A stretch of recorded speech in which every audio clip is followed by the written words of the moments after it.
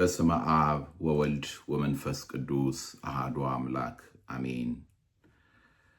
እግዚአብሔር የሚወዳችሁ እግዚአብሔርን የምትወዱ የክርስቶስ ቤተሰቦች እንደምን ሰነበታችሁ? እንኳን ለዐቢይ ጾም ሶስተኛው ሳምንት በሰላም በጤና አደረሳችሁ አደረሰን። ዛሬ የምኩራብ ሳምንት ሰኑይ ላይ ነን ያለነው፣ ሰኞ ላይ ነን ያለነው።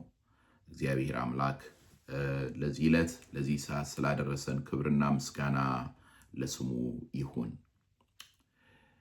በሕይወታችሁ እግዚአብሔር ስለሰጣችሁ ዕውቀት፣ እግዚአብሔር ስለሰጣችሁ ማስተዋል አመስግናችሁ ታውቃላችሁ? ከዚህስ ዕውቀት ከዚህስ ጥበብ ውስጥ ዋና የምትሉት ነገር ምንድን ነው? ታላቅ ነገር ነው፣ በሕይወቴ ዋና ነገር ነው የምትሉት ነገር ምንድን ነው? ቅዱስ ያሬድ በዛሬው የጾመ ድጓ ዜማው ላይ ምን ይለናል? ወብፁዕ እሰ ዘኮነ ኬንያ ለነፍሱ፣ ስለ ነፍሱ ጠቢብ የሆነ እርሱ ብፁዕ ነው ይለናል። ማለት ለቅዱስ ያሬድ ብቻም አይደለም፣ እግዚአብሔር በሕይወታቸው በኑሯቸው ለተጠቀመባቸው ታላላቅ ቅዱሳን ዋና ጥበባቸው ወይም ደግሞ የጥበባቸው መገለጫ ነገር ምንድን ነው ካልን የነፍሳቸው ጉዳይ ነው። ብዙ ጊዜ ጸሎተ እግዝእትነ ማርያምን ስጠቅስ ትሰሙኛላችሁና እመቤታችን ቅድስት ድንግል ማርያም በዚያ ጸሎቷ ላይ ወይም በዚያ ምስጋናዋ ላይ ነፍሴ ጌታን ታከብረዋለች ወይም ታገነዋለች ነበር ያለችው። ታበዮ ነፍሴ ለእግዚአብሔር፣ ነፍሴ ጌታን ታከብረዋለች። ብዙዎቹ የእግዚአብሔር ቅዱሳን ከኛ ዘመን የሚለዩበት ዘመን ቢኖር ወይም ደግሞ የኛን ዘመን አሳዛኝ የሚያደርገው ነገር ቢኖር ጥቂት ያይደሉ ሰዎች ክርስቲያኖችንም ጨምሮ ነፍሳችንን የዘነጋን መሆናችን ነው። ኢቨን ሌላው ቀርቶ ክርስትናችንን በጣም የምንሻው የምንፈልገው ማለት ጸሎታችን፣ ጾማችን፣ ልመናችን በዚህ በስጋችን በውጭው ባለው አፋዊ በሆነው ነገር ላይ ብቻ የተመሰረተ ነው። ነፍሳችንን ብዙዎቻችን ከመዘንጋታችን የተነሳ ከባድ ጉዳት ላይ ነው ያለነው። ማለት ስጋ በእግዚአብሔር የማዳን ስራ ውስጥ ወይም በእግዚአብሔር የማዳን እቅድ ውስጥ ቦታ የለውም እያልኩ አይደለም። ነገር ግን ሁሉም ትኩረቱም ጭንቀቱም ሐሳቡም ስጋ ላይ ብቻ ከሆነና የነፍስና የመንፈስ ነገር የሚዘነጋ ከሆነ እጅግ በጣም አደገኛ ነው። ለዚህ ነው ጌታችን መድኃኒታችን ኢየሱስ ክርስቶስ በወንጌሉ ላይ ያለን ይህንን ነው። ሰው ዓለሙን ሁሉ ቢገዛ ዓለሙ ሁሉ የእርሱ ቢሆን በነፍሱ ከተጎዳ ምን ይጠቅመዋል ይለናል። በነፍሱ ከተጎዳ ምን ይጠቅመዋል? በነገራችን ላይ አሁንም ብዙዎቻችን የጉዳታችን ምክንያት ውስጣዊ ነው። ውስጣዊ ቁስል ነው። ውስጣዊ ህመም ነው። የነፍስ ቁስል በሚሊዮን የሚቆጠሩ ባደጉት ሀገሮችም ይሁን አላደጉም በተባሉትም ሀገሮችም ይሁን ሁሉንም እኩል ያደረገው ነገር ቢኖር በሚሊዮን አይደለም በቢሊዮን የሚቆጠሩ የነፍስ ቁስለኞች አሉ። ስለዚህ ቅዱስ ያሬድ ምን አለ? ስለ ነፍሱ ጠቢብ የሆነ ብፁዕ ነው አለ። ማለት ለነፍሱ የሚያስፈልጋትን ነገር ለነፍሱ ዋና የሆነውን ነገር ያወቀ እርሱ ጠቢብ ነው ይለናል። ስለዚህ አሁንም ጥያቄ ልጠይቃችሁ፣ አገኘሁት ብላችሁ የተደነቃችሁበት ዕውቀታችሁ ምንድን ነው? በሕይወታችሁ አገኘሁት የምትሉት ዋና ነገር፣ ቅድሚያ የምሰጠው ነገር፣ ዋና ነገር ያላችሁት ነገር ምንድን ነው? ለቅዱስ ያሬድ ግን የሚለን ምንድን ነው? ብፁዕ ማለት መካሪዎስ በግሪክኛው የተባረከ ንዑድ ክቡር የሆነ ማለት በእግዚአብሔር ዘንድ ምስጉን የሆነ። ለዚህ ነው አማርኛው ብፁዕ ብእሲ የሚለውን ምስጉን ነው ይለዋል መዝሙረ ዳዊት ላይ። እና ብፁዕ የሚለው ቃል ያንን የሚያሳይ ማለት በእግዚአብሔር ፊት የተመሰገነ ሕይወት ሊኖረን የሚችለው በሕይወታችን ዋና የሆነውን ነገር ስንገነዘብ ነው። እግዚአብሔር ማስተዋልን ይስጠን። በሕይወታችን ዋና የሆነውን ነገር ቅድሚያ ልንሰጠው የሚገባንን ነገር ስንገነዘብ ነው። ለዚህ ነው ቅዱስ ያሬድ ይህንን የሚለው ብፁዕ ነው ይለናል። ማን? ስለ ነፍሱ ጠቢብ የሆነ ሰው፣ ዋና የሆነውን ነገር ያወቀ ሰው እና በዚያ የሚኖር ሰው። በነገራችን ላይ ብዙ ጊዜ ይሄንን ተናግሬዋለሁ ደጋግሜ። በዚህ በመጽሐፍ ቅዱስ ላይ 3 ቃላቶች አሉ አብረው ብዙ ጊዜ ሲገለጡ እናያለን። አንደኛው ዕውቀት የሚለው ነው። ሁለተኛው ማስተዋል ወይም አእምሮ እያለ የሚያስቀምጠው ነው። ሶስተኛው ጥበብ ነው። እነዚህ 3ቱም ከእግዚአብሔር ጋር ያለንን ግንኙነት የሚገልጡ ናቸው። በዓለም ላይ ለምሳሌ ዕውቀት ሲባል የኢንፎርሜሽን ጉዳይ ነው። በእግዚአብሔር ቃል ላይ ግን በብሉይ ኪዳንም ይሆን በአዲስ ኪዳን፣ በዚህ ነው ብዙ ጊዜ እንግዲህ ከምዕራቡ ዓለም የመጽሐፍ ቅዱስ ትምህርት ጋር አንዳንዴ ስንጋጭ የምንገኘው። ለምዕራቡ ዓለም በተለይም ለፕሮቴስታንቱ ዓለም ኢንፎርሜሽን ነው በዋናነት ትልቅ ቦታ የሚኖረው። መዳንን ራሱ ከፖዚሽን አንጻር ከእውቀት አንጻር ሰዎች ለመተርጎም የሚሞክሩት ከዚያ የተነሳ ነው። ነገር ግን በእግዚአብሔር ቃል ላይ የሚሆን እንደዚሁም ደግሞ በቤተክርስቲያን ሕይወት ላይ እንደምናየው ማወቅ ወይም ዕውቀት ማለት የኢንፎርሜሽን ጉዳይ አይደለም፣ የህብረት ጉዳይ ነው፣ የአንድነት ጉዳይ ነው። ሁለተኛው ማስተዋል የሚለው ቃል ነው። ማስተዋል ማለት በጣም እጅግ ታላቅ የሆነ እግዚአብሔር እንዲሰጠን ዕለት ዕለት ልንለምነው የሚገባን ስጦታ ነው። ማለት መለየት ማወቅን ውስጡ አለ፣ ግን ደጉንና ክፉን መለየትን፣ ደጉንና ክፉን ማስተዋልን እና ከዚያ መራቅን ያሳያል አብሮ። ለዚህ ነው ለምሳሌ አሁን መናፍስት መለየት በገዳማውያን አባቶች ዘንድ ትልቅ ስጦታ ነው። መለየት ራሱ ይሄ ዲስተርንመንት ትልቁ ስጦታ ነው። ማንም ገዳማዊ የሆነ ሕይወት ያለው ሁሉ ያንን ስጦታ እንዲፈልግ ይናገራሉ። ለምን? ምክንያቱም ብዙ አስመሳይ የሆነ መንፈስ ስላለ፣ አታላይ የሆነ መንፈስ ስላለ። እና ሶስተኛው ጥበብ ነው። ጥበብ ማለት ነው ያወቅነውን፣ የተገነዘብነውን፣ የለየነውን በዚያ ውስጥ መኖር ማለት ነው። የህይወት አፕሊኬሽንንም የሚያመለክት ነው፣ የሚያሳይ ነው። ስለዚህ ነፍሳችን ጠቢብ ብትሆነው አካሄዷን ከእግዚአብሔር ጋር ስታደርግ ነው። ስለዚህ ቅዱስ ያሬድ ምን እንደሚል አንብብላችሁ ቀጠል አድርጎ ስለ ኃጢአታቸው የሚያለቅሱ ስለ ነፍሱ ጠቢብ የሆነ እርሱ ብፁዕ ነው ካለ በኋላ ስለ ኃጢአታቸው የሚያለቅሱ የሚተክዙና እንባቸውን እንደ ዮርዳኖስ ወንዝ የሚያፈሱ ከኃጢአታቸው ይታጠባሉ፣ ይነጻሉ፣ ኃጢአታቸው ይሰረይላቸዋል ይላል። እግዚአብሔር ያድለን ይህንን ሕይወት። ኃጢአታቸው ይሰረይላቸዋል፣ ከተመለሱና ንስሐ ከገቡ መዳንን ያገኛሉ፣ ይድናሉ ይለናል። ስለዚህ ለቅዱስ ያሬድ ስለ ነፍሱ ጠቢብ የሆነ ማን ነው ብትሉ ስለ ኃጢአቱ የሚያለቅስ ሰው ነው፣ የሚተክዝ ሰው ነው፣ እንባውን እንደ ዮርዳኖስ ወንዝ የሚያፈስ ነው። ለዚህ ነው አባቶች ንስሐን ሰከንድ ባፕቲዝም የሚሉት። ለዚህ ነው ሁልጊዜ ወደ ጥምቀታችን ዲፎልት እንድንገባ ነው የሚያደርገን። ንስሐ ማለት ከክርስቶስ ሞትና ትንሣኤ ጋር እንድንተባበር ነው የሚያደርገን። ስለዚህ ይሄ በነገራችን ላይ በሰክሰስ ህይወት ውስጥ ነው ያለውት ለምንለውም ይሁን ደግሞ የጎደለኝ ነገር አለ ለምንለውም፣ ላዘነውም፣ ለተደሰትነውም ለሁላችንም የሚናገረን ነገር ነው። የምታለቅሱበት ነገር ምንድን ነው? አሁን ለምሳሌ ያዘናችሁ ሰዎች አካሄዳችሁን ከእግዚአብሔር ጋር ስለማድረጋችሁ ነው ወይስ ስላጣችሁት ስለዚያ ነገር ስለጎደላችሁ ስለዚያ ነገር ነው የምታዝኑትና የምታለቅሱት? ትካዜያችሁ ምንድን ላይ ነው ያለው?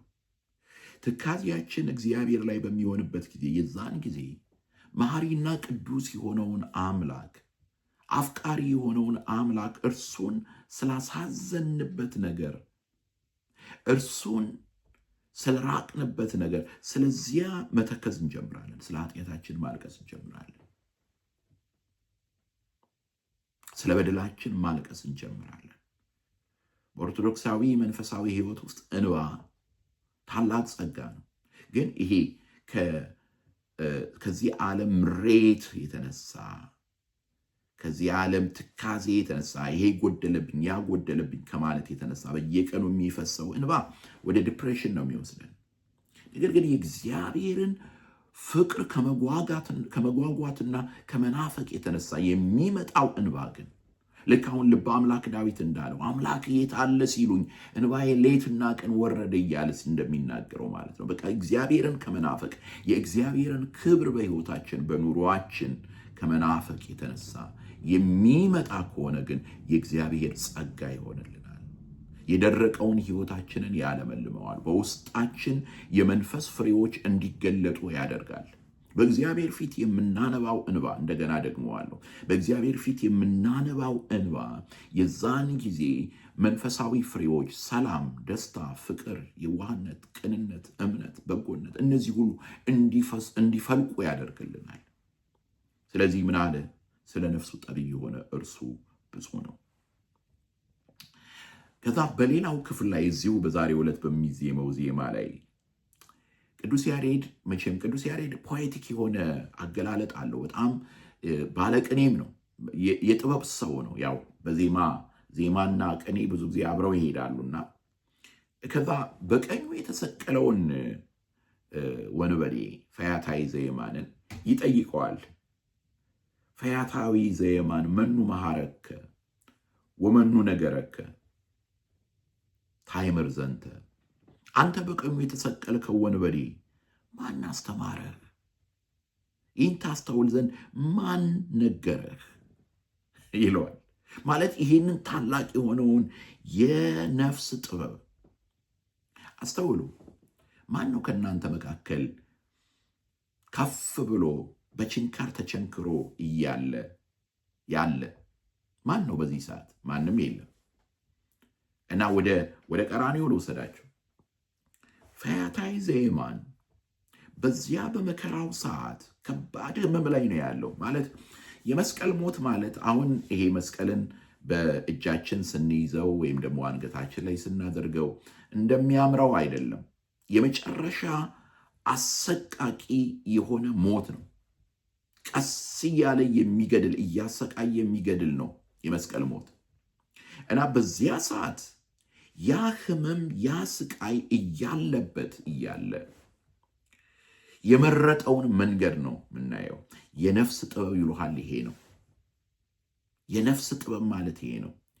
ሁለት ተመሳሳይ ስቃይ የደረሰባቸው ሰዎች በቀኝና በግራ ተሰቅለው ነበር እና በአገልግሎቴ በብዙ ቤት ያየሁት ነገር ነው ይሄ ነገር። በነገራችን ላይ ቀራንዮ ላይ ግራና ቀኝ ከጌታ ግራና ቀኝ ያየነውን ሪያክሽን ዛሬም ብዙዎች ጋር እናየዋለን፣ ብዙዎች ጋር እንመለከተዋለን።